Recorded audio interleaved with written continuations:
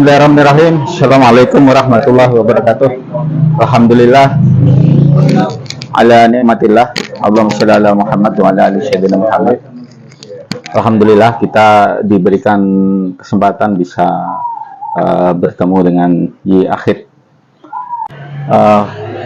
Pak Yai, mungkin Pak Yai bisa jelaskan tentang pentingnya tholabul ilmi, Yai, untuk generasi saat ini, di mana sekarang teknologi sangat gencar, ya, begitu percepatannya luar biasa, sehingga latar belakang di mana generasi sekarang ini, kalau mau dikalkulasi secara waktu, barangkali anak-anak generasi kita ini banyak kecenderungannya untuk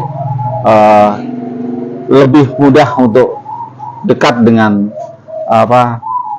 gadget, ya namanya, ya, atau HP atau apa yang sejenisnya itu, ya toh, sehingga sementara kewajiban untuk thalabul ilmi dalam segi agama itu kan sangat diwajibkan, itu kan. Nah, ini gimana pandangan dalam kondisi saat ini untuk anak-anak generasi kita ini? Saya kalau melihat teknologi itu hanya sebuah sarana yang diciptakan oleh Gusti Allah saja. Iya. Sehingga karena itu sarana, ya tinggal kita ngarahnya kemana aja. Kalau kita ngarahkan ke sisi positif menjadi positif, kalau sisi negatif menjadi negatif. Ya. Sehingga secara fikih sebenarnya teknologi tidak bisa dihukumi. Dihukuminya adalah penggunaannya. Kemudian satu sisi teknologi yang hebat itu menjadi bukti bahwa al-yawma nakhtimu ala afwahihim wa tukallimuna aydihim wa tashhadu arjuluhum bima kanu yaksubun. Jadi satu bukti sisi teknologi itu adalah ketika Gusti Allah dawuhan ada satu hari di mana mulut itu tidak bisa bicara, sementara yang bicara itu adalah tangan. Dan kita sekarang itu diperlihatkan oleh Gusti Allah bahwa ada satu sistem yang mana tangan itu bisa berbicara. Sehingga ketika nanti suatu saat kita di akhirat itu tidak janggal, sudah tidak janggal, yang namanya tangan itu bisa bicara. Dan sekarang kita melihat teknologi di mana yang berbicara itu adalah pakai jari. Sekarang kita komunikasi pakai jari, kita berbicara pakai jari, semuanya pakai jari. Dan bisa jadi suatu saat yang namanya pangestu. Ngapunten, Lek. Bisa jadi suatu saat yang namanya teknologi itu akhirnya menjadi satu bukti kekuasaan Tuhan, Mas. Jadi yang namanya teknologi menjadi satu. Artinya tetap relevan, ya? Tetap relevan. Nah, karena memang teknologi sudah diciptakan oleh Tuhan, oleh Gusti Allah, sehingga itu memang mendukung semua jenis ketauhidan, semua jenis pola-pola ketauhidannya akan terdukung oleh teknologi yang diciptakan oleh Gusti Allah. Dan namanya Gusti Allah itu juga menjadikan teknologi ini sudah terpola, berjalan step by step. Memang semuanya menjadi seperti itu.